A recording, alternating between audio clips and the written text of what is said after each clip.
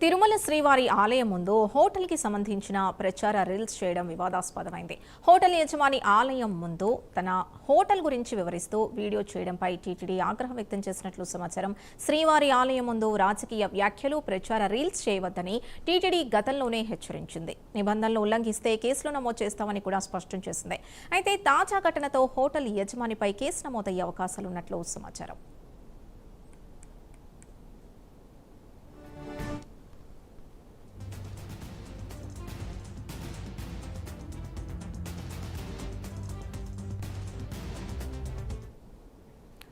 ఇక మరింత సమాచారం మా కరెస్పాండెంట్ సునీల్ అందిస్తారు. సునీల్, అసలు ఏం జరిగింది? ఎందుకు ఆలయం ముందు హోటల్ యజమాని తన హోటల్కి సంబంధించిన రీల్స్ చేయాల్సి వచ్చింది? పూర్తి డీటెయిల్స్ ఏంటి? రైట్ సింధు, మొత్తం మీద ఏదైతే ఈ రాయుడు గారి మిలిటరీ భోజనం అనే సంబంధించినటువంటి యజమాని గతంలో కూడా ఆయన హోటల్లో కూడా ఒక శ్రీవారి నమూనా సెట్ వేసి ఇట్లా మాంసాహారానికి సంబంధించినటువంటి బిర్యానీ సేల్ చేస్తున్నాడని చెప్పేసి గతంలోనే అతని మీద ఆరోపణలు రావడం, దాని మీద ఆయన వెనక్కి రావడం కూడా జరిగిన పరిస్థితి.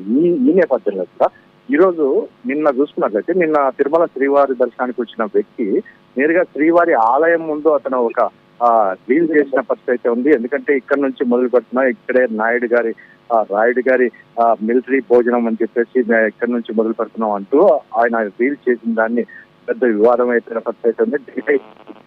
విజిలెన్స్ అధికారులు కావచ్చు, ముఖ్యంగా టీటీడీ పూర్తి స్థాయిలో స్పందించిన పరిస్థితి ఉంది. దానికి సంబంధించి వారిపై ఖచ్చితంగా కఠిన చర్యలు తీసుకుంటాం, వారిపై కేసు నమోదు చేసే అవకాశం ఉందని చెప్పేసి వాళ్ళకి తెలుసుకున్న పరిస్థితి. ఎందుకంటే తరచూ శ్రీవారి ఆలయం నుండి కావచ్చు, ఎక్కడైనా సరే మైసూరు ద్వారా టీటీడీ మొదటి నుంచి అనౌన్స్ చేస్తూ వస్తుంది. ఎందుకంటే రాజకీయ సంబంధించి కావచ్చు, ముఖ్యంగా ఏదైతే రీల్స్ కి సంబంధించి ఏవి చేయకూడదని చెప్పేసి ఎన్నిసార్లు చెప్పినప్పటికీ భక్తులు ఎందుకు ఇలా చేస్తారనేది టీటీడీ కూడా ప్రశ్నిస్తున్న పరిస్థితి ఉంది. ముఖ్యంగా అతనికి తెలిసి కూడా కావాలని ఇతను ఇలా చేశాడని చెప్పేసి అక్కడ వాళ్ళ భక్తులు అయితే తెలుసుకున్న పరిస్థితి ఉంది. ఏదేమైనప్పటికీ అతనిపై అయితే కేసు నమోదు చేస్తామని చెప్పేసి ఏదైతే టీటీడీ తెలిపింది.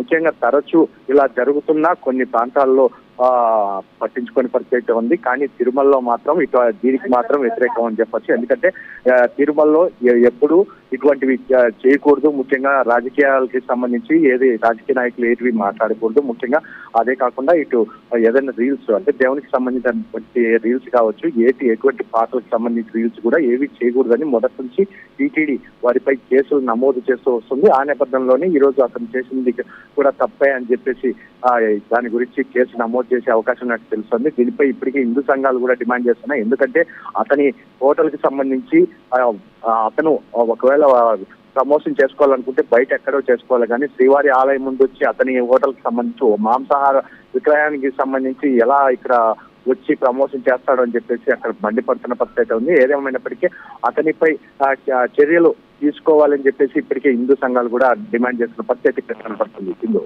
Right, thank you Sunil.